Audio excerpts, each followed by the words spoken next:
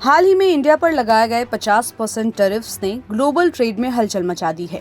Exporters और industries दबाव में हैं, लेकिन इन सब के बावजूद अगर कोई कहे कि इंडिया की इकोनॉमी तेजी से बढ़ रही है, तो हमारे दिमाग में पहला सवाल यही आता है कि आखिर इतनी मुश्किलों, ग्लोबल स्लोडाउन्स और पॉलिटिकल टेंशन्स के बावजूद ये ग्रोथ पॉसिबल कैसे हो रही है। कभी सोचा है कि आज भी जब दुनिया रिसेशन की बातें कर रही है, तब इंडिया स्टेडी पेस से आगे बढ़ रहा है। और अब तो ये इंटरनेशनल रिपोर्ट्स क्लेम कर रही है कि अगले 10 से 15 सालों में इंडिया ग्लोबल इकोनॉमिक हायरार्की में एक ऐसा मुकाम हासिल कर सकता है जिसकी कल्पना भी कुछ साल पहले तक मुश्किल लगती थी।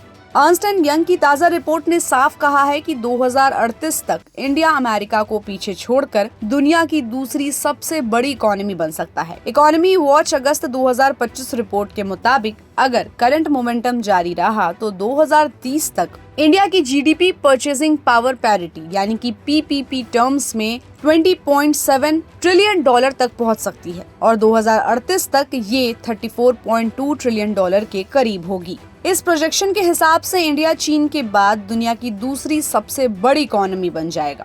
अब सवाल उठता है कि इंडिया के पास आखिर ऐसा क्या एज है जो बाकी इकोनॉमीज को पीछे छोड़ सकता है।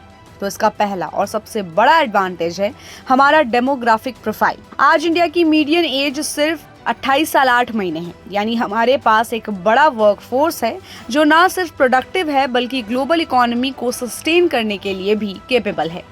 इसी के साथ इंडिया की सेविंग्स और इन्वेस्टमेंट रेट भी काफी हाई है, जिससे कैपिटल फॉर्मेशन लगातार मजबूत हो रहा है।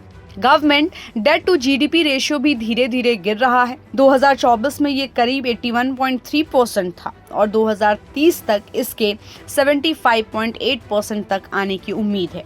इसके उलट अमेरिका जैसे देशों का डेट 120% से ऊपर है और चीन पर भी हैवी डेट का बोझ है। चीन और अमेरिका के कंपैरिजन में इंडिया का पिक्चर और क्लियर दिखता है। चीन भले ही 2038 तक $42.2 ट्रिलियन पीपीपी जीडीपी तक पहुंच जाए, लेकिन उसकी एजिंग पॉपुलेशन और बढ़ते डेट उसे सस्टेन ग्रोथ से रोक रहे हैं।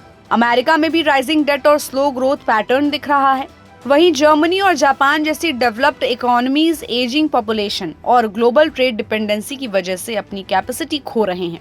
इन सब के बीच इंडिया अपने यंग वर्कफोर्स, डोमेस्टिक डिमांड और पॉलिसी रिफॉर्म्स की वजह से एक स्ट्रॉन्ग और स्टेबल ट्रैक पर है। स्ट्रक्चरल रिफॉर्म्स ने भी इंडिया की ग्रोथ स्टोरी को नई दिशा दी है। जीएसटी से लेकर insolvency and bankruptcy code, UPI led financial inclusion और प्रोडक्शन लिंक्ड इंसेंटिव स्कीम्स ने इंडस्ट्रीज को कॉम्पिटिटिव बनाया है। इंफ्रास्ट्रक्चर में इन्वेस्टमेंट्स बढ़ रहे हैं और अब सेमीकंडक्टर्स, रिन्यूएबल एनर्जी और एआई जैसे सेक्टर्स में भी तेजी से काम हो रहा है। यही वजह है कि प्रोजेक्शन के मुताबिक इंडिया 2028 तक एक्सचेंज रेट टर्म्स पर भी जर्मनी को पीछे छोड़कर तीसरी सबसे बड़ी इकोनॉमी बन सकता है। अब नेचुरली ये सवाल उठता है कि ग्लोबल चैलेंजेस क्या होगा। देखिए, ट्रम्प सरकार के टैरिफ्स हो, ग्लोबल ट्रेड स्लोडाउन हो या जियोपॉलिटिकल टेंशंस, क्या ये इंडिया की ग्रोथ को पटरी से उतार देंगे? ईवाई की रिपोर्ट कहती है कि यूएस टैरिफ्स की वजह से इंडिया की जीडीपी पर करीब 0.9% का असर पड़ सकता है, लेकिन अगर एक्सपोर्ट डाइवर्सिफिकेशन और डोमेस्टिक डिमांड को सस्टेन किया जाए तो ये इम्पैक्ट 0.1% पॉइंट तक ही लिमिटेड रहेगा। मतलब साफ है, थोड़ी बहुत रुकावटें आएंगी, लेकिन ओवरऑल ट्रेजेक्ट्री पर ज्यादा फर्क नहीं पड़ेगा। 2038 तक इंडिया का दुनिया की दूसरी सबसे बड़ी इकोनॉमी बनना अब सिर्फ इमेजिनेशन नहीं रहा, बल्कि एक अचीवेबल टारगेट लग रहा है। और शायद यही वो मोमेंट है जब हम ये कह सकते हैं कि इंडिया अब सिर्फ राइजिंग इकोनॉमी नहीं बल्कि ग्लोबल लीडर बनने की राह पर है। तो इस पर हमें अपनी राय कमेंट बॉक्स में दीजिए और ऐसे ही अपडेट्स के लिए keep watching and subscribe good returns.